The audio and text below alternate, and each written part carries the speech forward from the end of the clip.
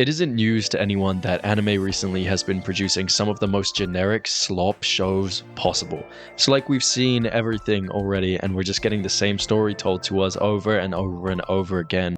But if I was to ask you to come up with the most generic show you could possibly think of, you would probably come up with this: The Water Magician. It does nothing special. It's another generic isekai fantasy, packed full of generic isekai tropes. The main character is immediately overpowered, yet seemingly unaware of the fact that he's a world-level threat. And it's set in the most standard fantasy world which we've all seen 1,000 times before. This anime isn't just beating a isekai dead horse, it's wailing on its tombstone 20 years after its passing. But if you stick around and you keep watching the desecration of this isekai horse's grave, you start to think, fuck, the show's actually kind of good. The Water Magician follows the story of Ryo, a young boy who is somehow the most nonchalant human being to get hit by a truck ever. I have bad news. Unfortunately, you passed away in an accident.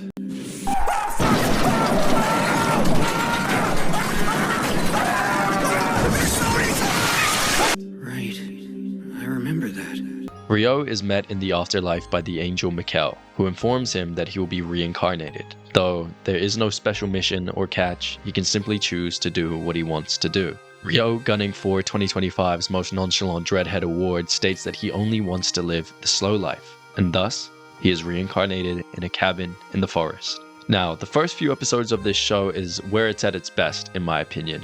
For one, the animation is beautiful. I mean, just look at this. Water, come forth. Besides the stunning visuals, the first few episodes are where we get to see the most of Ryo. And I cannot stress this enough, he is the best part of the show.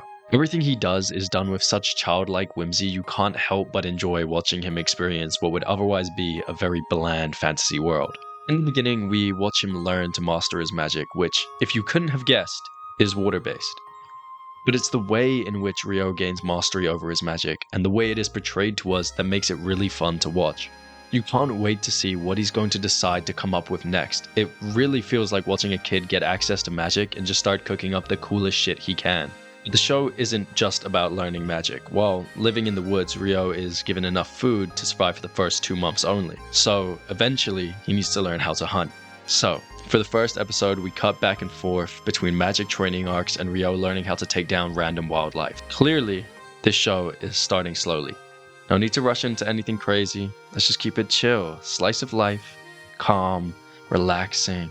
Peaceful.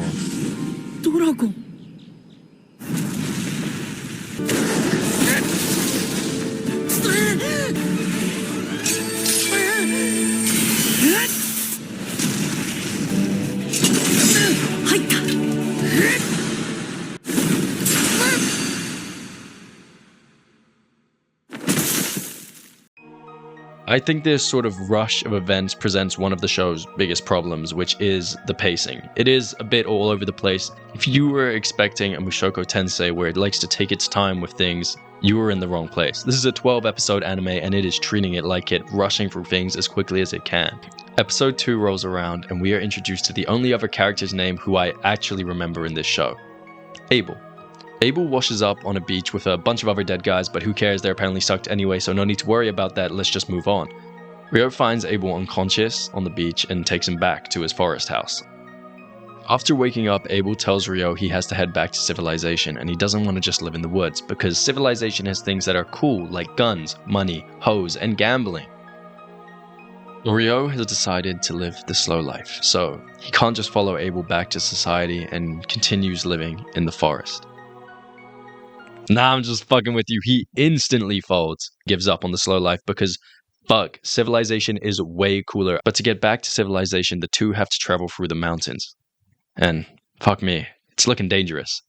Like, look at these rock golems here. This is going to be a pretty brutal battle. Abel isn't even able to land a hit at first. And Ryo hasn't been training his magic for that long, so what's he even going to be able to do in this fight? So get your popcorn, get your snacks, and lock the fuck in, because this fight's about to get crazy. Ice water,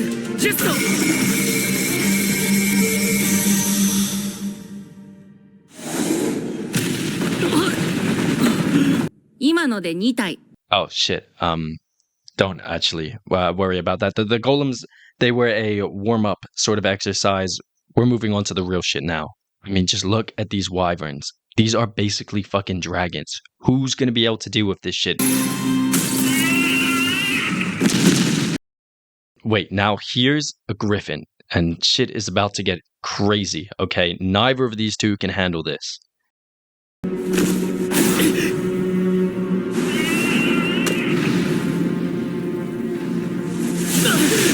Oh. It just left. Okay, cool. It's gone.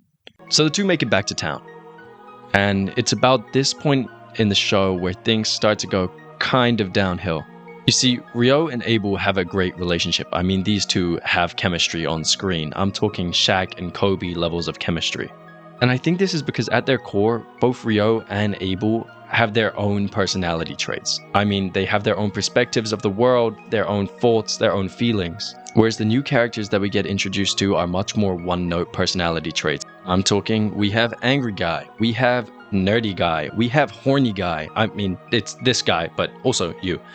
And we start getting introduced to these guys at a million miles per hour. I mean, first there's these guys who look as interesting as their character designs, and then we meet these guys, and this guy, and this demon girl, and these guys. And can we go back to the demon girl, actually? I mean, sorry, look, I'm getting sidetracked, but that's because you're sending me 1,000,001 different characters. The show starts moving around about 1,000,000 different pieces and starts giving us less of what we're actually here for, which is Ryo. And it's kind of like the animators felt this too, because whenever Ryo gets on screen, it's all like, ooh, ah. And as soon as he's off screen, we get hit with some absolute dog shit animation. I'm talking straight PowerPoint slides. But whenever Ryo pops back on screen, it's like a breath of fresh air. The animation goes up and we begin to actually care again about what's going on. The show goes back to having this fun, childlike energy to it, which just isn't there when he's not on screen. I mean, sometimes this is also the case when Abel is on screen on his own, when he isn't given 3 frames per second of animation, but in general, it's kind of Ryo's show. I mean, it's named after him, but it seems like as the episodes go on, we get less and less of the main character. The show is now currently coming to its end, and despite a lot of its flaws, I am still actually finding myself enjoying it, which is surprising to me because of how basic the premise and the world actually are. The Water Magician doesn't have to have a quirk in order to be enjoyable. The MC doesn't have to be isekai'd as a vending machine, or be the reincarnation of a top salaryman in order to hook you in. Because the simplicity of watching a child enjoy the wonders of a new world while making friends is entertainment enough.